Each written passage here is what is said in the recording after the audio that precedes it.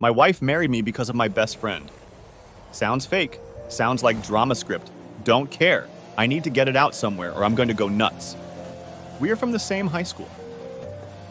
Apparently, my wife had a huge crush on my best friend since junior high. And my best friend knew about this. Back to my story. It's been 10 years since we got married, and she still loves him. That makes it 10 plus years of one-sided love from her to him, and 12 years of my one-sided love to her. She only got close to me and dated me so she could be in touch with my best friend. She wanted to be a part of his life no matter what, so she chose me as a scapegoat. And here I thought she loved me. How did I find this out? She told me 3 weeks ago. Why did she tell me? Because I decided we were ready for a child and brought up the discussion over dinner. She told me she could make love with me, she could marry me, and even act like she loved me, and obviously did a pretty damn good job at it. But she can't bear to give birth to a child that is mine and not his. She can't give birth to a child who looks like me and not him. So she can't have my child. Then she left me. That day, she didn't even say sorry. Not that it will make it any better, but she did say she did her best. Did her best, and this is what it is. That's the end of the story. I have no more to tell. She just left and is not picking up my calls, emails, texts, or whatever way of contacting her. I haven't reached out to my best friend either. I know they are not together. Actually, maybe I'll be happy for her if she does end up with him at this point. And here I am, not even feeling anything, and I'm not sure if this is normal. This feels like a whole big play. I'm not even sure if I even put this right in text. I'm sorry. This is a mess. OP added in the comments, "Thank you all for your concerns. Just to clear things up, one. We did talk about kids before this, a couple times actually, but I wasn't very serious about it until now. She said she wasn't really into having kids yet, and she just wanted to enjoy ourselves when we could. I didn't know that would mean so differently to her." 2. She made it clear that she isn't seeking any relationship with my friend. She told me that she doesn't really imagine having a relationship with him, and that will be how it is for whoever knows how long. I know this sounds weird, but she told me that this whole one-sided love is a bit of a permanent habit of hers that she can't get rid of. Ever. I don't know if she sought therapy for this because I was out of my mind at the time to even ask about some of the questions I have and want her to answer. 3. Divorce. I'm not sure how I will be dealing with this. I really love this girl, this woman. To sound even more crazy, I still do. No, I don't intend to continue this marriage. This marriage was meant to break from the very start now that I think about it. I'm just really tired at the moment to even seek an attorney, psychiatrist, or therapist. I know I am also weird, but I want to talk to her first before doing things legally.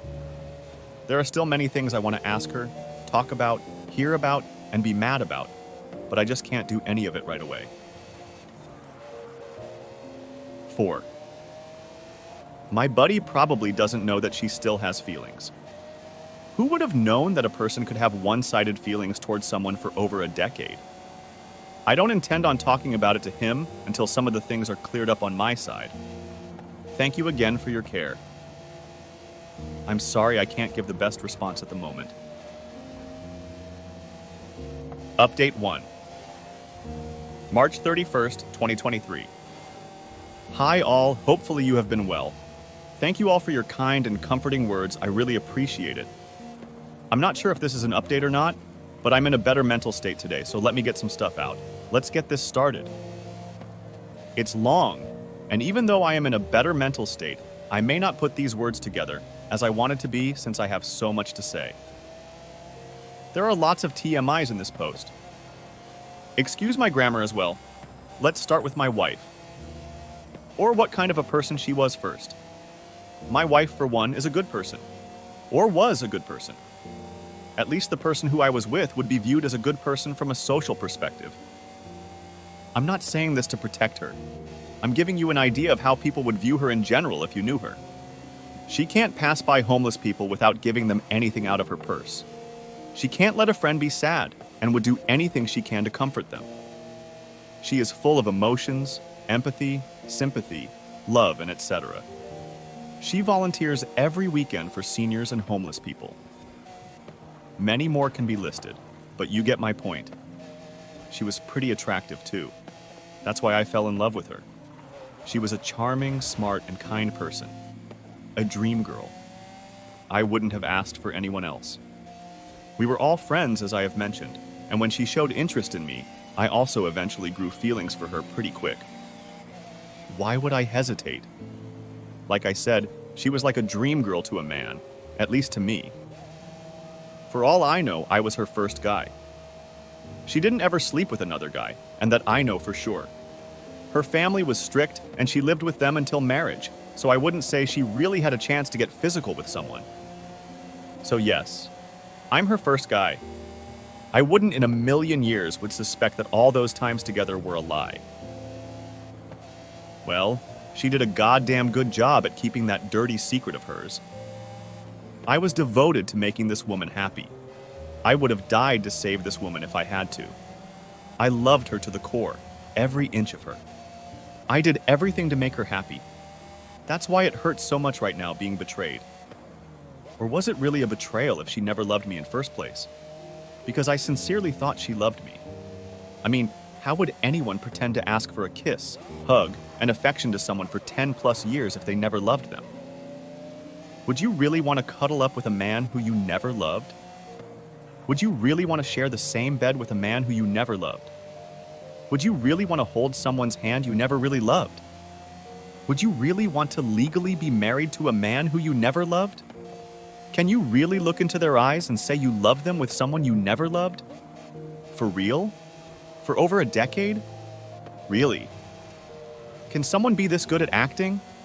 Wouldn't there have been at least tiniest inch of me in her heart, reserved with feelings? Did she really? I mean really? Never. Loved me? Even once? For real? Not even once? Yes, I am probably in a denial, and I probably will be for a long time. Because apparently, you can do all those shit without actually loving them, which I still can't believe. Now, the update with my current situation. I got up with my buddy last night and asked him what's new, drank a bit, and finally, I brought this conversation up. It wasn't easy to bring it up. I mean, to put it in literal text, my wife married me because she loved you. He was shocked, of course. It's probably just as much as I was. He didn't know what to say for a long time. T seems like she never contacted him even after she left. With that, to my surprise, other than our small dinner gatherings together that happens sometimes, she never really contacted him personally. To be honest, she didn't really join those dinner gatherings much either. I asked him, "Did my wife ever say that she had feelings for you?" To that, he mentioned, "A long time ago, yes. She did say she had feelings for me, but that was like more than a decade ago, long before you two were dating, when we were all young and dumb." We talked for a long time about a lot of things. Mostly about our past, our school years, college years, life, everything. And now here I am, feeling guilt. I feel guilty to the point. It hurts my guts. He didn't have to be involved in this messy story, but my selfish ass decided it was a good idea to talk to him about it. I regret it. He said sorry, even though it was not his fault. I'm a terrible person for this.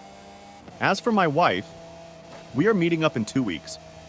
If you ask why in 2 weeks, she left an email saying she's at another country because she also felt like she needed to go off to somewhere to put things together and will return in 2 weeks. If you ask why I'm meeting up with her, she asked if it is okay with me. She wants to meet up for a talk. I agreed to it. I have lots of things to ask her. I haven't really had proper sleep for weeks. I'm tired. I'm sorry for the rant. I didn't mean to. Forgive me. Thank you for hearing me out again. Best wishes to you all. Final update, July 25th, 2023. Hello to all. It's been quite a while since my last post. Things took a turn in a big way during that couple months. Some kind people sent messages asking me how I was doing and what was happening. I couldn't answer any of it because I was too devastated to answer. So here's my update.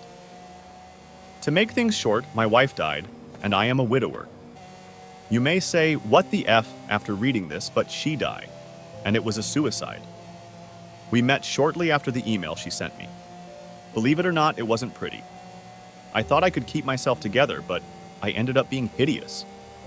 Never have I cried so much in my life, and never have I been so used in my life. I honestly, sincerely, deeply felt the meaning of betrayal. My conversation with her was basically a repeated routine of why did you do this to me? How could you do this to me? Why did you marry me? And why now you have chosen to reveal this to me? She didn't really give a clear answers to my questions. She was mostly quiet, and she only gave answers that made me even more emotional. One thing I do remember her saying was, "I'm sorry." After some more of meaningless conversations, I said I wanted a divorce. Not loving me was one thing, but to deceive me for a decade is another. She agreed to it. Since we needed a year of separation before marriage, we got separated, and that was it. I told her to sincerely fuck off and never show herself in front of me ever again. And she died. A week after she left, I got a phone call from my mother-in-law alerting me that she died. She took a pill and didn't wake up again. She didn't leave any note or any messages to anyone. She just left for good, and that was all. Funeral took place, but I couldn't go. My best friend went, and with that, I hope she is happy with that. It's been 3 months since she died. A deep trauma has been placed inside me, and I have been seeking therapy since. Hasn't got better, but with that, I am functioning as a bare minimum of human being at least. I don't think I'll ever find an absolution from this incident. My life has been torn apart, and my entire self can't function as it used to. I'm not even sure if I've put this post in a righteous form that would make sense. If it's a mess, I'm sorry. This was the best I could do. Some may find my story disturbing, or some even may find it made up. I don't really mind if you find it as a lie. I myself have a hard time believing this and am still processing. I guess I will never find out what her true feelings were and what she wanted to do with me. But if one of her goals was to haunt me for the rest of my life, she did a goddamn good job of that. This is the last post I will ever make and will ever post. There is no meaning in life anymore for me, but I will have to go on. I really appreciate your concerns and kindness through the past 3 months. I wish you all well. Thank you. And now for a more uplifting story too. Waited on a bus of 110 children, the 5th of May, 2023. My manager asked if I could work last night because she needed an extra server to help with a bus of 110 8th graders returning from a field trip. I'm never one to pass on an opportunity to make money, so of course I obliged. My coworkers and I began stocking early to prep for their arrival. When the kids arrived, I noticed that they were all so polite. Each time I would drop off drinks, rolls, or straws, I was met with smiles and lots of thank you. The kids didn't make much of a mess either. They also asked for trash bags to clean up some of what they had left. One little dude called me over and said, "Excuse me? Here's a tip for you." I didn't want to hold on to it any longer. He gave me $10 on his own. So sweet. Overall, my coworkers and I enjoyed working. Edit. Wow, I'm so glad you all enjoyed this. Shout out to the parents, teachers, and positive influences in these lovely kids' lives. Notable comments. That is not what we do here. I was drooling from the title, expecting some red meat of obnoxious, entitled behavior. Now, almost believe in humanity again. Sheesh, the nerve! If you can, write a letter to their school. Everyone will be delighted by it, and the kids get a big dose of positive reinforcement. Their parents should be very proud of them. Obviously, the children's parents have done a wonderful job raising their children. If you know what school these 8th graders came from, it would be nice of you and your coworkers call the school and compliment their students' behavior. Final update. I have an update. I wrote a thank you letter to the school and included a $200 donation for the students to have a pizza, ice cream, or any gathering of the principal's choosing. The principal was touched. She stated they're going to come back every year and request me. That concludes today's story time. If you like stories like these, please make sure to like and subscribe for more. If you have any opinions on these stories, let me know what you think in the comments below. I hope you all enjoyed today's story time, and I hope to hear from you all soon.